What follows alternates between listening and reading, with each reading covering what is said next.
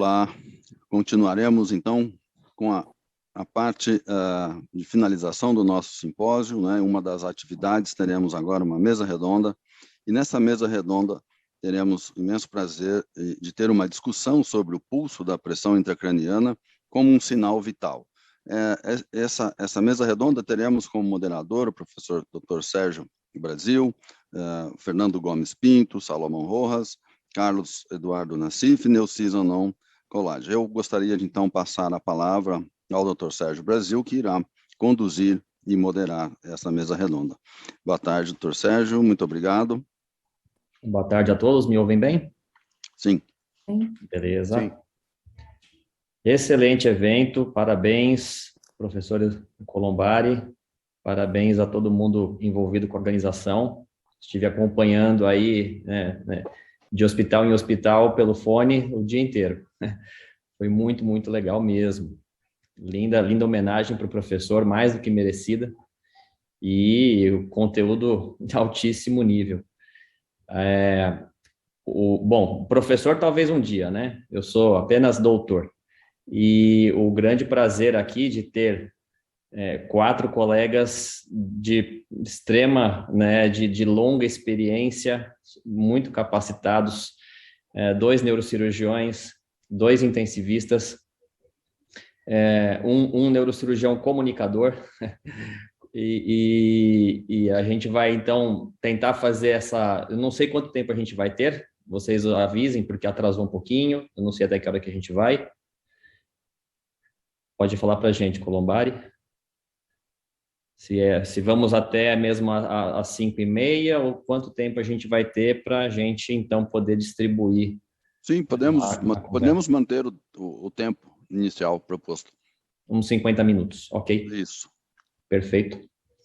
Então, a gente tem aqui a doutora Neuci Zanon, neurocirurgiã com muita experiência na área pediátrica, né? A gente tem o Dr. Fernando Gomes Pinto, também um neurocirurgião, colega que trabalha bastante com hidrodinâmica, e os doutores Carlos Nassif e o professor Salomão. Dr. Carlos é intensivista-chefe do Hospital 9 de Julho, e o professor Salomão é intensivista-chefe na Beneficência Portuguesa, em São Paulo. Então, é legal que a gente vai poder abordar aqui uns mundos bem diferentes e, ao mesmo tempo, complementares do entendimento de complacência intracraniana. A ideia é fazer algo bem interativo, pegar experiência, porque a gente ouviu já bastante conteúdo técnico, e agora a gente quer ouvir dos colegas a experiência, a prática, a opinião, a utilização. Então, bom, sempre começando com as damas, para a doutora Neuci, eu pensei em provocá-la na questão de começar descrevendo, então, a sua... eu sei que também já havia um contato com o professor Sérgio já anterior, pode falar para a gente um pouquinho disso, e mencionar uma situação em que o entendimento, a utilização da complacência intracraniana de forma não invasiva foi, para algum caso específico, foi de grande valor na tua experiência.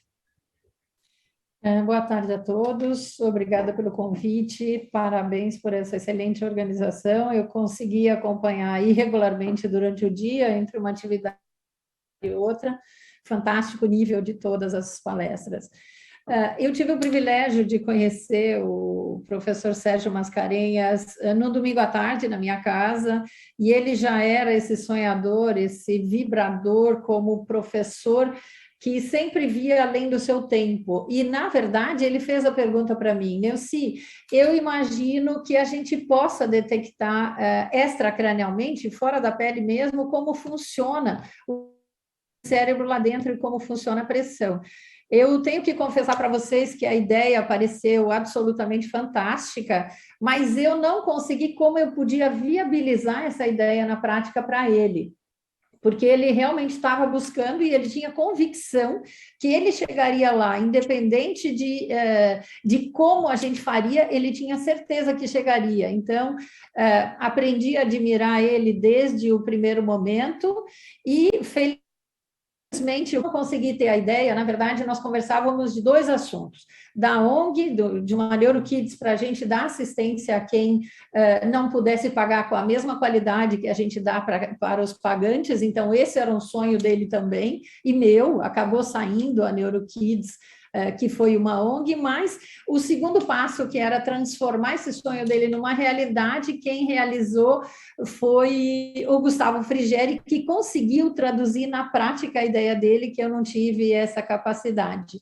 E eles foram fazendo da parte laboratorial, animal e humana, e o mundo deu voltas que na parte, quando chegou o projeto pronto já na fase inicial, eu tive o privilégio de acompanhar uma criança que era muito complexa e de difícil manuseio, uma criança com hidrocefalia de difícil controle, múltiplas cirurgias, múltiplos hospitais, múltiplas abordagens. Ela já tinha tido, inclusive, papiledema com hipertensão intracraniana, que reverteu com a regulagem da válvula externa, mas naquele momento preciso, ela não tinha papiledema, ela tinha uma tomografia praticamente normal, acompanhava com psicólogo, com pediatra, com neurocirurgião, e nada resolvia. E a gente, no intervalo entre as dores de cabeça, ela tinha uma curva normal, e durante a cefaleia nós conseguimos pegar realmente um P2 maior do que P1, o que acabou decidindo por uma intervenção cirúrgica. Então, esse complemento do monitor, junto com a clínica e com as imagens, eu acredito que é uma ferramenta que a gente vai querer usar todos os dias em todos os pacientes, para que a gente tenha mais segurança, inclusive, do manuseio. Quando a clínica não bate, a gente consegue ter dois instrumentos, ou a clínica e o monitor, ou a imagem e o monitor, e aí eu acredito que, a partir de então, o manuseio dessas crianças ficou muito mais seguro, mais pragmático para mim, e me dá realmente muita segurança quando eu tenho uma onda alterada ou quando tenho uma onda normal, para tomar decisão precisa e mais rápida. Obrigada pela pergunta. Lindo. Eu acho interessante também o Dr. Nicolas Rabelo, na primeira palestra do dia, ele falou do desempate. A gente tem uma clínica que leva num sentido, exames radiológicos que levam em outro, muitas vezes a coisa não conversa uma situação com a outra, e aí a gente tem uma ferramenta dinâmica para fazer o desempate, né? Para ter esse entendimento, para ver para que lado que a gente vai. Isso é muito interessante. E até interessante também entender que nessa questão, a boa ideia, né, ou a descoberta, ela caiu na mão das pessoas certas, né? Vejam que eu trabalho com neurosonologia, e a neurosonologia, ou seja, o ultrassom em neurologia, foi a primeira utilização de ultrassom na medicina. Lá atrás, né, nos anos 40, ali, mas um aparelho enorme que ocupava uma casa inteira, né, uma sala inteira, para poder fazer uma imagem extremamente precária. Então, aquilo foi abandonado e levou quase 50 anos para se tornar uma realidade.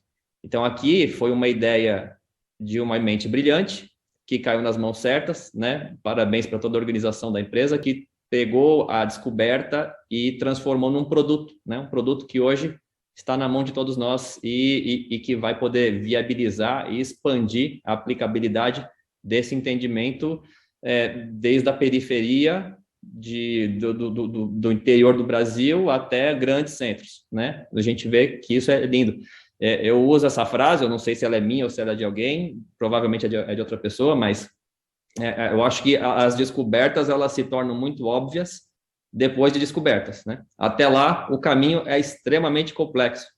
O professor teve essa ideia, achou que era viável e transformou isso realmente numa realidade. É lindo. Na mesma ideia, eu vou, então, questionar aqui o doutor Fernando, que eu acho que está na Índia, nos acompanhando. A brincadeira aí com o seu fundo. Doutor Fernando, muita experiência com hidrodinâmica cerebral, tratamento de hidrocefalias e também nas cranioestenoses, né? Comenta para a gente, então, onde você vê aplicabilidade nessas patologias. Bom, boa tarde a todos, parabéns pelo evento, estou muito feliz de estar participando aqui junto com todos vocês. E, bom, conheci o professor Sérgio, tive a oportunidade de entrevistá-lo para um projeto que virou uma verdade dentro da diretoria de comunicação da SBN, chamado Neurolife.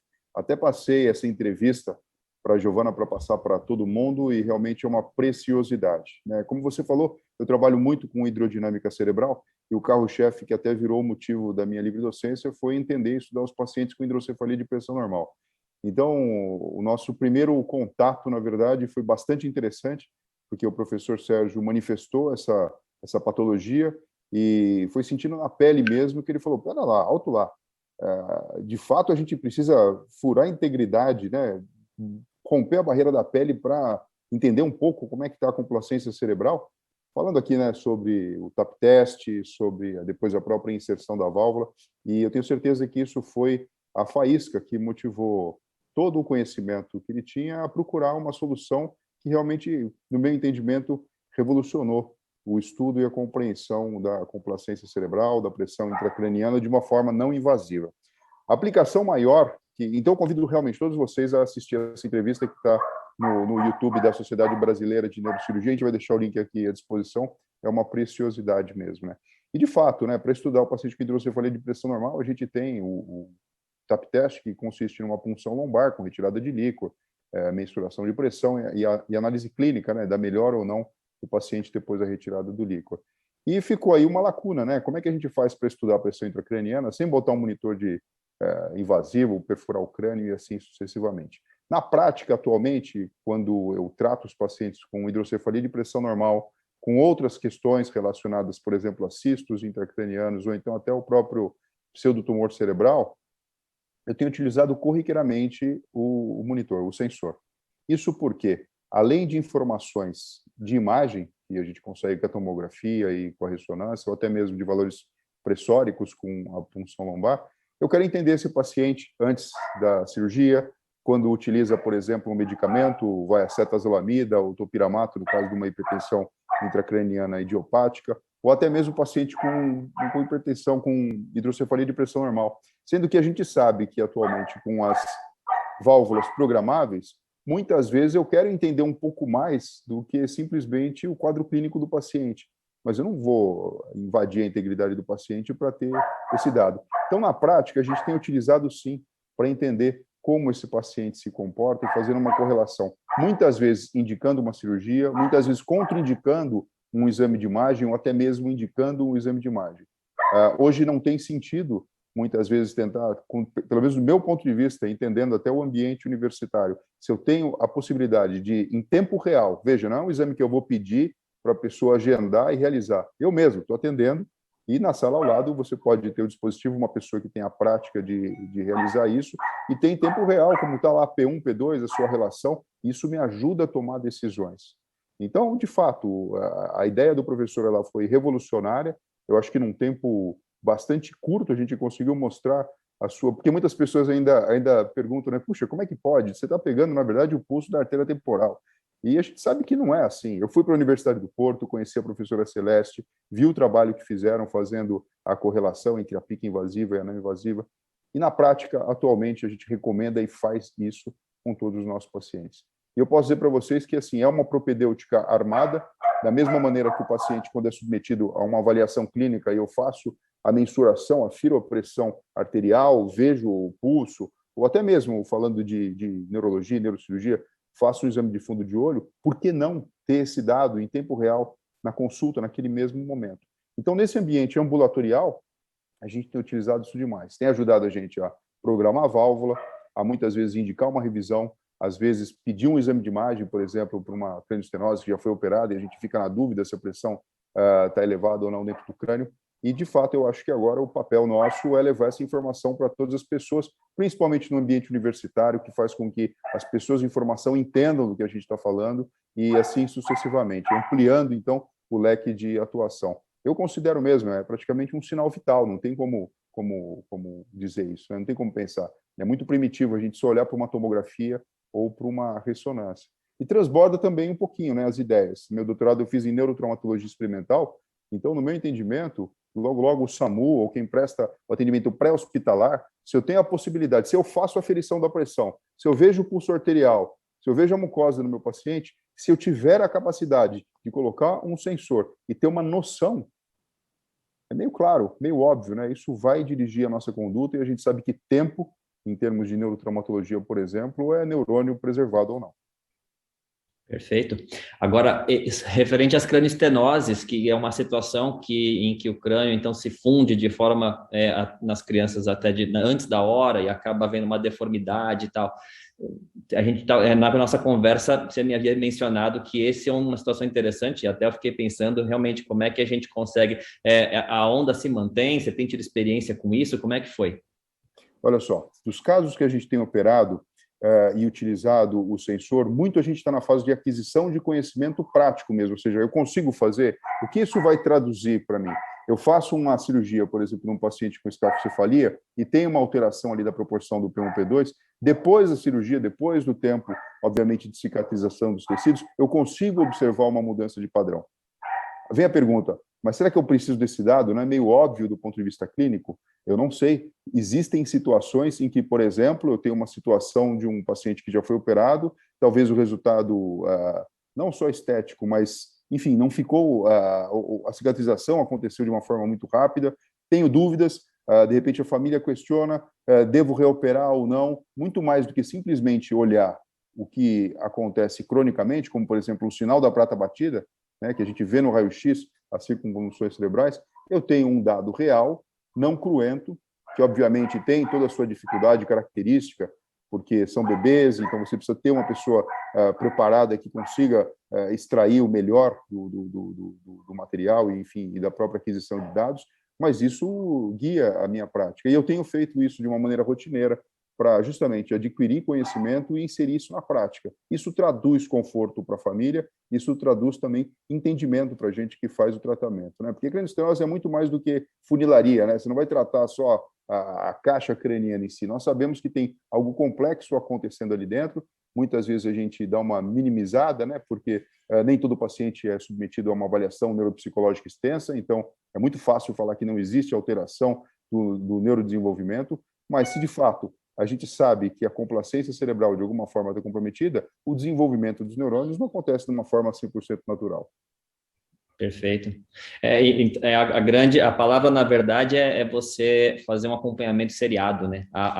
Você estar habilitado a acompanhar o seu paciente, fazer sequencialmente, né, aferições e poder ver, porque a gente está vendo uma grandeza dinâmica, fisiológica, e com muito de trabalhar com isso no dia a dia, eu aprendi que, assim, olha, a onda realmente ela não mente, a gente é que tem que entender o fenômeno que está por trás dela.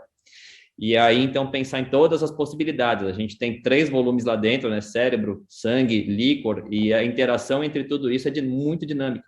E ainda mais quando você, então, submete o paciente a uma cirurgia e ter a condição de acompanhá-lo, de ver a evolução dele com um método que você pode repetir a qualquer momento, em qualquer lugar, né? E para qualquer paciente, isso eu acho que é gritante, né? De tão impressionante que é. Eu vou dar uma chance, então, para os nossos colegas também intensivistas agora falarem um pouquinho, e depois a gente vai voltando também, provocando em outras frentes. Vamos falar, então, com o professor Salomão. Tem uma experiência enorme com a utilização desse método em pacientes após cirurgia cardíaca, né, que ficam muito tempo em SEC, né, em circulação extracorpórea. Os pacientes que recebem altas doses de sedativos, cada um deles com uma propriedade ou vasoconstritora ou vasodilatadora. O professor Salomão, hoje em dia, ele usando o sistema e vendo a onda da complacência intracraniana, ele já sabe até que sedativo que o colega usou durante a cirurgia. Fala aí, professor. Boa tarde a todos. É um excelente evento, lógico, uma homenagem muito merecida. Eu não tive oportunidade de conhecer ao professor, mas Gustavo me trouxe o método aqui, lá atrás, em 2017, com uma mala gigante, ¿no? E aí comecei a monitorizar os pacientes e tinha chegado nessa semana e nos pós-operatórios, especialmente nas cirurgias de aneurisma de aorta, que fazem hipotermia profunda durante a cirurgia, reimplante dos vasos da base, são cirurgias muito grandes, com circulação extracorpórea muito prolongada, como você falou. E, mais que todo, eles fazem perfusão cerebral anterógrada, canulam o braquiocefálico e fazem o fluxo cerebral. Então, esses pacientes têm um comportamento diferente, não? E quando eu fazia anteriormente o pós-operatório, muitos deles convulsionavam, muitos deles tínhamos problemas, não sabíamos. E um paciente desse tipo, levá-lo para tomografia, transportá-lo, era um problema muito sério. Aí, Gustavo me trouxe esse método, aí eu me entusiasmei. Eu sempre fui entusiasmado em monitorar os pacientes nas tecnologias com menos risco, e aí coloquei el pique no invasiva. Paciente convulsiona en el postoperatorio inmediato. Ya sabía que esos pacientes presentaban eso. Ahí convulsionó, tratamos la convulsión, boté el monitor de pique no invasiva. P2 mayor que P1. Yo siempre falaba para Gustavo, morfología da curva, ela comienza a alargar-se, tem alguma coisa errada em 2018, eu falava para ele isso.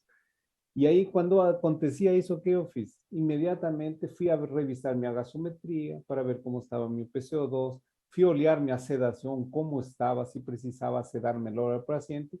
E que coisa interessante, que los cirujanos cardiovasculares siempre solicitan mantener una presión en 110, no más que 110, ¿por qué? Por riesgo de sangramiento. Ahí yo percibí que estos pacientes precisan una presión mayor, ¿no?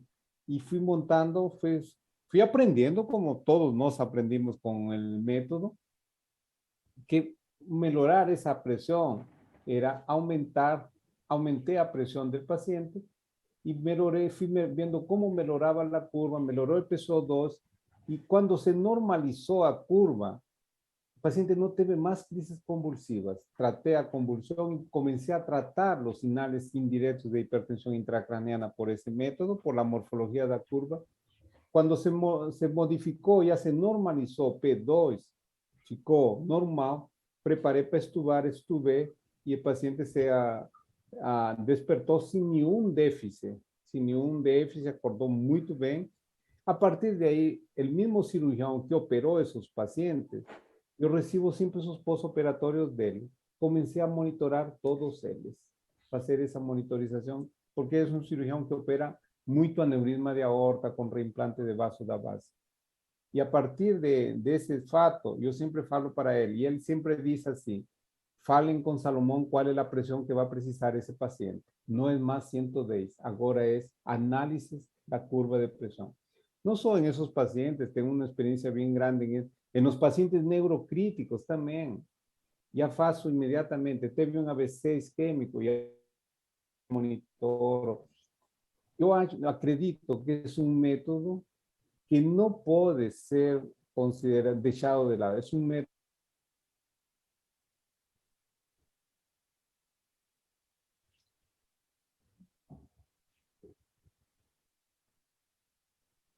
Para mim cortou, não sei se para vocês também. Sim, Para cortou. mim também cortou.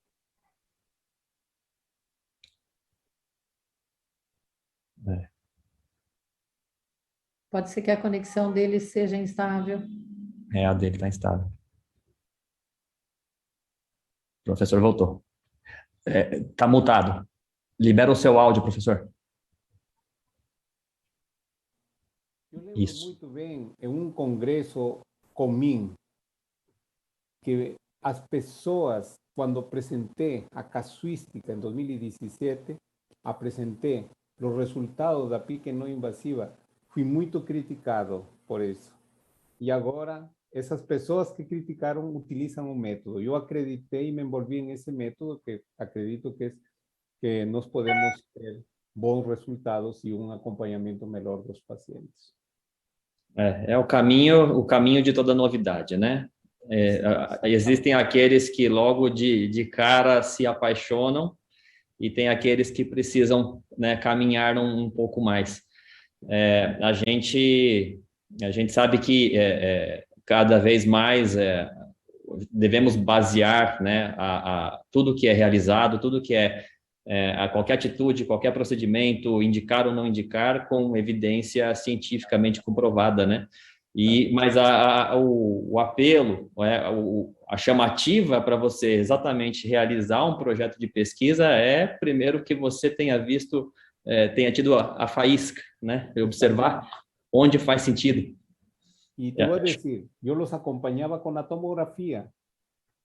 Hacía la vaina del nervio, medía la vaina del nervio óptico en la tomografía y decía, olha aquí, a P2 coincide con esa vaina del nervio óptico aumentada. O quando fazia ultrassom também, né? Uhum. A bainha tem um grande papel na questão aguda, né? Então, como você está vendo o paciente com alteração aguda de pressão intracraniana, ela tem uma excelente resolução temporal. E é um mundo muito complexo, porque aqui você está mexendo com um cérebro que pode estar inchado, porque ele pode ter sido hipoperfundido por um certo tempo. O sedativo, né? Um sedativo, por exemplo, gasoso, né? Ele pode fazer uma vasodilatação cerebral. Se o colega passou a mão um pouquinho, depois o paciente vai poder fazer um hipofluxo sanguíneo cerebral de forma muito mais intensa. Ou, pelo contrário, se ele exagerou em certos outros tipos de endovenosos que fazem o mecanismo oposto. Então, depois, quem vai resolver todo esse incêndio é o professor Salomão. E aí, o cérebro incha ou o fluxo cai, como é que você equilibra tudo isso? Realmente, sim. Hoje mesmo eu passei por uma UTI que não tinha recurso algum, e olhei lá um paciente com uma plaquinha assim, meta de pressão de PAN 50-60. Falei, olha, eu olhei para o monitor e falei, graças a Deus a PAM está em 80. Graças a Deus a meta não está sendo cumprida. Você checar uma pressão arterial braquial e a carotídea, que pode ser até 40 milímetros de mercúrio em PAM a menos do que uma pressão braquial, e querer deixar uma PETA de PAM em 50-60, não sei qual foi o critério que usaram, mas então, assim, precisa individualizar, precisa utilizar método, precisa monitorizar e acompanhar o paciente grave, o paciente sedado, né? O paciente entubado é aquele que a gente não sabe para cada que vai e ele descompensa, né? Em 1 segundo.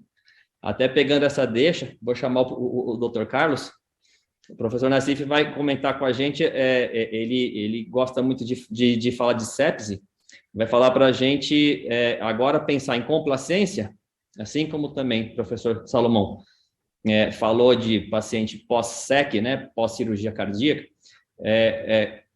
o papel ou o valor de você monitorizar a complacência no paciente não neurológico.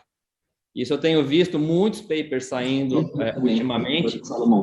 O interessante que a gente acompanhar a complacência ou avaliar transtornos hemodinâmicos cerebrais e tudo mais em paciente que, por exemplo, entrou por uma condição como COVID, como SARS,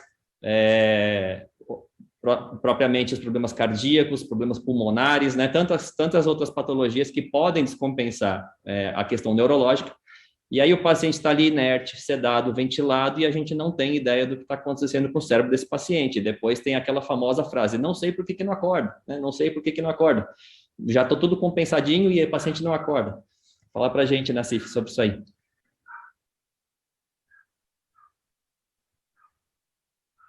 Podem descompensar a questão neurológica, e aí o paciente está ali inerte, sedado, ventilado, e a gente não tem ideia do que está acontecendo com o cérebro desse paciente. Depois tem aquela famosa frase, não sei por que não acorda, não sei por que não acorda. Estão me ouvindo bem? Sim.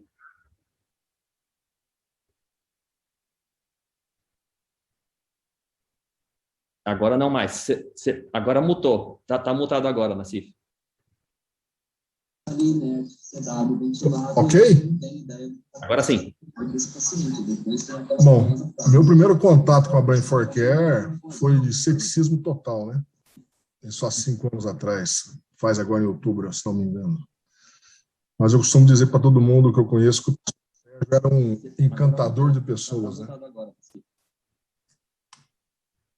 Tá ok? Estamos ouvindo bem. Agora sim. O professor Sérgio é um encantador de pessoas. E duas coisas me fez acreditar no método. Primeiro foi a empatia de graça com ele, né? Passa a impressão de uma pessoa muito humilde, um cara sonhador. Teve uma frase que ele disse uma vez, me encantar mais por ele ainda e confiar e apostar naquilo que ele estava fazendo, né? Ele disse uma frase numa pergunta, por que ele não vendeu a patente do Brain for Care para uma grande empresa? Ele disse que isso foi proposto e que ele poderia ter ganhado muito dinheiro com isso, e ter uma vida tranquila, tanto ele, família, até netos. Mas ele disse uma frase que marcou muito, eu carrego comigo, que é o seguinte, que a ciência, ela não está a serviço do cientista, ela está a serviço da humanidade.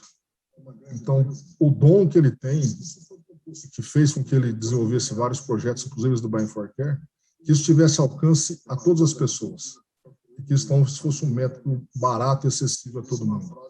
Isso é um negócio impressionante no mundo capitalista que a gente vive, né, onde as pessoas levam em consideração muito mais o dinheiro do que a questão de ajudar na evolução e na condução dos doentes neurocríticos, né? Trouxe o método aqui para o Hospital 9 de Julho, que era mais fácil daqui, eu consegui desenvolver e entender como é que isso funcionava. E a gente tem aqui uma unidade de trauma já há 13 anos, com um movimento razoavelmente bom de pacientes neurocríticos. Então, focado inicialmente em trauma, e a gente lá no HC, eu lido com paciente neurocrítico desde o final da década de 80, na residência e depois no dia a dia da UTI do trauma lá no HC. E a gente sabe, como o Fernando bem disse, que tempo é neurônio, né? E a gente passou períodos muito ruins, porque a gente não tinha um atendimento pré-hospitalar adequado na cidade de São Paulo. Então, a gente chegava em situação muito ruim, porque o atendimento inicial era muito ruim, né?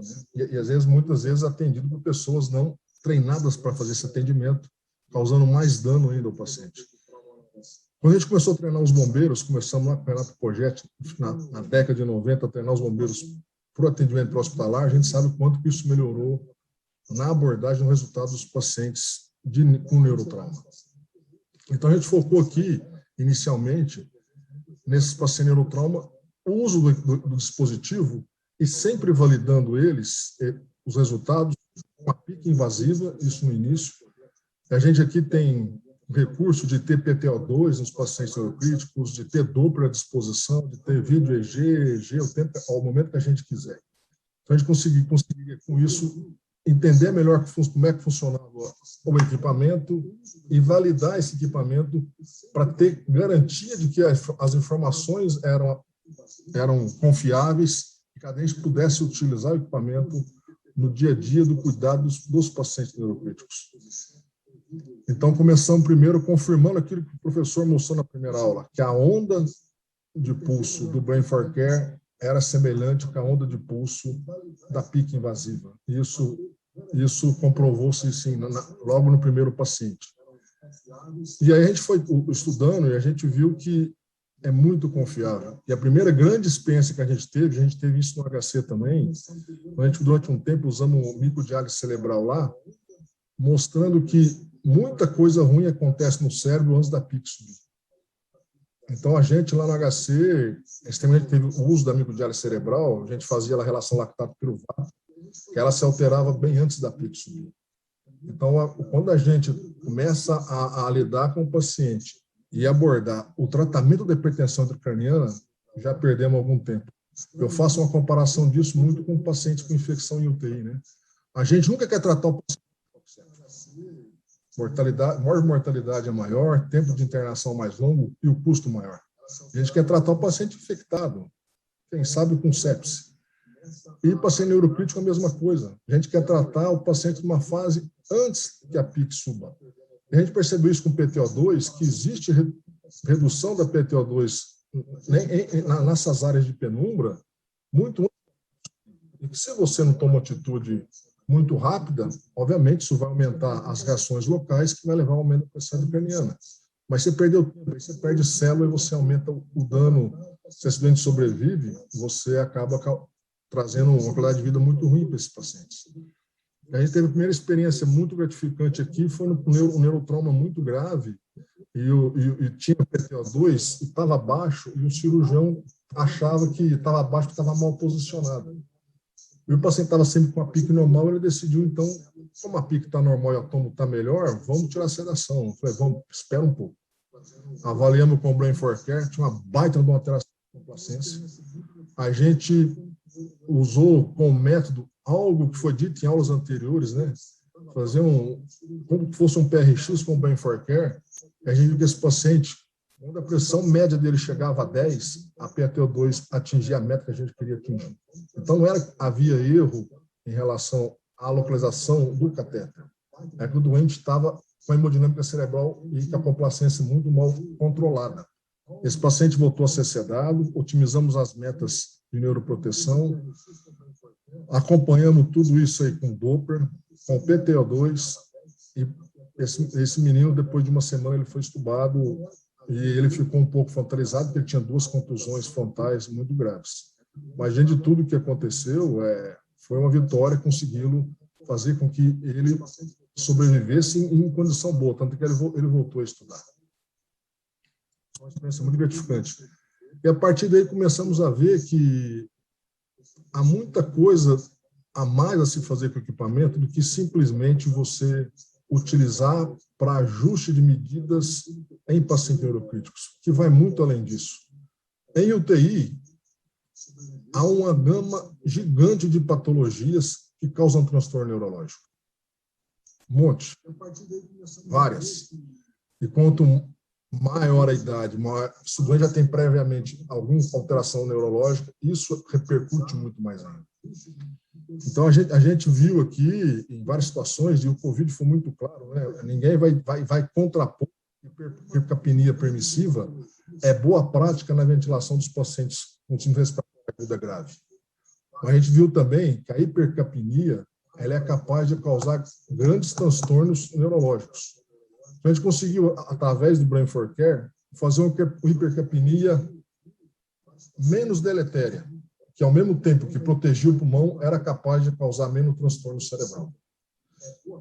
E isso a gente faz à beira-leito, e a gente ia titulando o volume minuto do paciente, o ETCO2, para achar um meio termo, onde você não estouraria o platô, preservando o pulmão desse paciente, e você não causaria tanta alteração de paciência, preservando esse cérebro desse paciente também.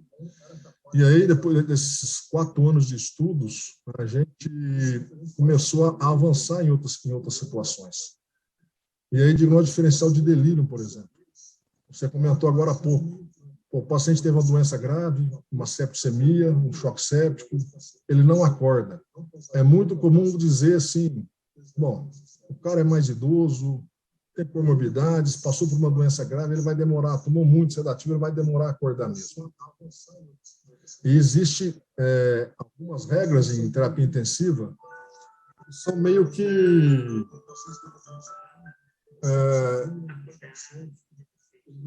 elas são meio que unânimes assim. Na hora de você otimizar a condição sistêmica, acredita-se que a pressão média de 65 pode ser boa, mas nem sempre isso é boa. E a gente fez isso em alguns pacientes aqui que não despertavam, inclusive um agora mais recentemente, ele passou por um choque séptico, era um paciente arteriopata, estava com um pouco de droga vasoativa e com meta de reduzir droga com PAM de 70. Fui fazer o Brain for Care nele e com 70 ele tinha um hipofluxo cerebral muito ruim, porque a relação P2-P1 era menor do que 50. À medida que a gente foi aumentando a pressão, titulando, a gente viu que a melhor pressão para perfundir esse cérebro, e confirmado com Doppler, era a pressão média que variava na faixa de 80. Então, com 80 ele começava a melhorar, e com 90 estava bem ok. Olha só a diferença disso. Ele saiu de um Glasgow 6 para um Glasgow 10 com ajuste da pressão, mostrando que a gente tem na mão, falando em quinto sinal vital, que é muito importante, pensando em morbidade, avaliar a hemodinâmica cerebral, não só a hemodinâmica sistêmica. Hoje a gente tem como parâmetro de hemodinâmica sistêmica como boa diurese é um sinal de que o paciente está ressuscitado, se ele não tem insuficiência renal.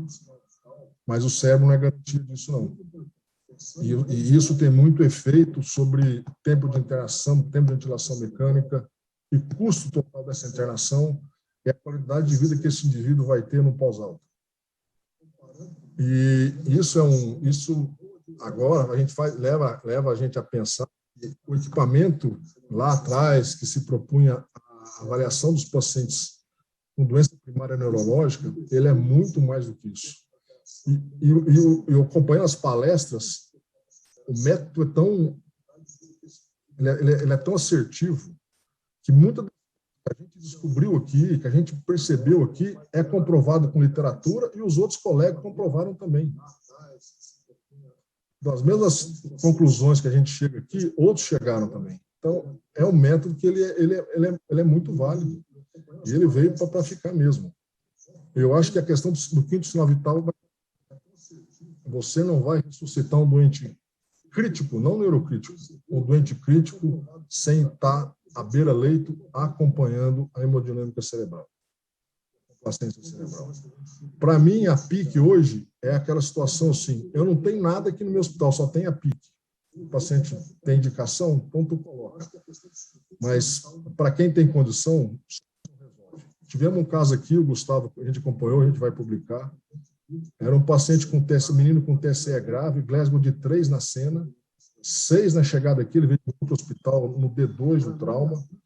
Tinha uma relação P2-P1 de 1,4, 1,3. A gente fez uma tomografia com ele, ele tinha um swelling difuso, medidas de neuroproteção primária, não colocamos PIC. Toda a indicação de tomografia era baseado no que o Brain for Care fosse te informar. Então, se ele continuava estável, e a gente fez assim, N avaliações durante cada dia, 6, 7, 8, porque era um paciente numa situação muito aguda, né? Esse paciente saiu sem precisar colocar PIC, não usamos centro cirúrgico, reduziu o transporte para fazer tomografia. Esse moleque, depois de 9 dias, estava fora da UTI, estubado, e voltou à vida normal, como se nada tivesse acontecido. Isso gerou para o hospital, por convênio, né, uma economia à beira de R$60 mil. E a gente só fez isso porque a gente teve durante esses 4, 5 anos, uma garantia de que as informações que o equipamento presta, ela é muito confiável. Então, a gente não teria feito. E deu tudo certo mesmo.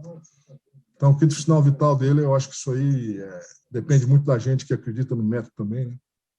Que para terapia intensiva, não tenho dúvida que vai ser o quinto sinal vital, vai ser má prática você fazer a ressuscitação sistêmica sem pensar, né, na ressuscitação cerebral. Vai ser assim, ressuscitação cerebral em primeiro lugar, porque se o cérebro está bem ressuscitado, é bem possível que o sistema também seja bem ressuscitado. A gente tem visto aqui na prática, mas o contrário nem sempre é verdadeiro. Não, fantástico. Até assim, corroborando um pouquinho, no trabalho que a gente fez avaliando os 50 Covids graves, era bem isso, né? Olhando para o monitor multiparamétrico, os pacientes estavam compensados, né? E avaliando com o Doppler transcraniano e com o sensor, havia inchaço cerebral, havia transtorno hemodinâmico cerebral. Aqueles pacientes que havia retardo circulatório pelo Doppler, com grandes valores do P2, todos esses evoluíram a óbito, né? E aí, então, confiando no monitor multiparamétrico, a gente teria uma informação que confortaria o médico, mas se você não está realmente acompanhando o cérebro, a chance de eventos passarem desapercebidos é muito grande. Até pensando em tudo isso, bom, a gente tem 10 minutinhos, de muitas discussões com colegas, de toda parte, né? O sistema, né? A empresa, ela tem proposto usos potenciais, né? Usos essenciais para o sistema. E a gente enxerga bem, né, a lesão cerebral aguda como um grande campo, ou todo paciente ventilado, entubado, né? Onde você não tem o neurocheck, importantíssimo acompanhar. E como também auxílio para os anestesistas, né, a fazer o procedimento no pós-cirurgia também, auxílio para os neurocirurgiões, e isso a doutora Neuci já falou um pouquinho disso, vou até perguntar para o Fernando, e se num caso particular, se ele vê o potencial para quando indicar a cirurgia e quando contraindicar ou postergar uma cirurgia, né? Como é que ele pensaria nesse caminho, nesse sentido?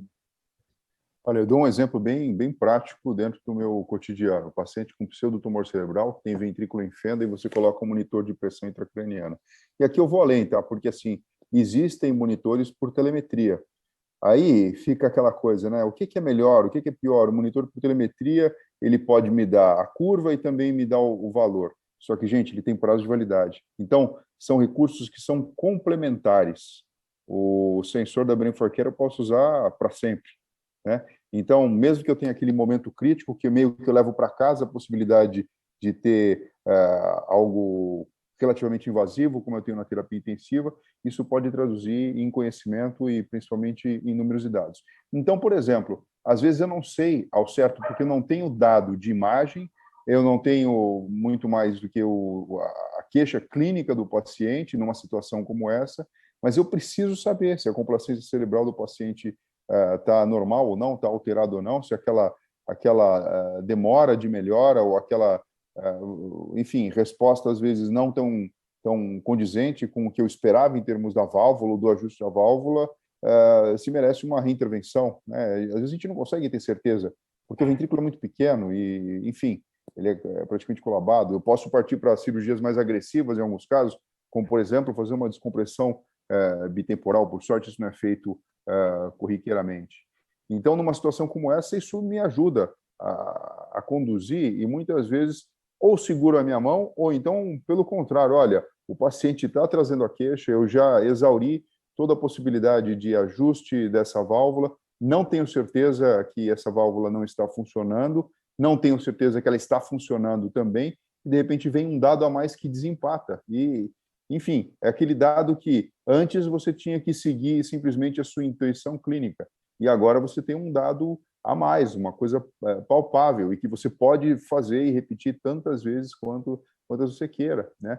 Então, assim, nessa condição, nessa característica, eu dei um exemplo prático aqui para você, que já aconteceu comigo, de repente revisar uma válvula, o problema ser isso mesmo, e clinicamente, não só eu, nenhuma pessoa teria a capacidade de jurar por Deus que aquele paciente precisaria de uma reintervenção. Perfeito.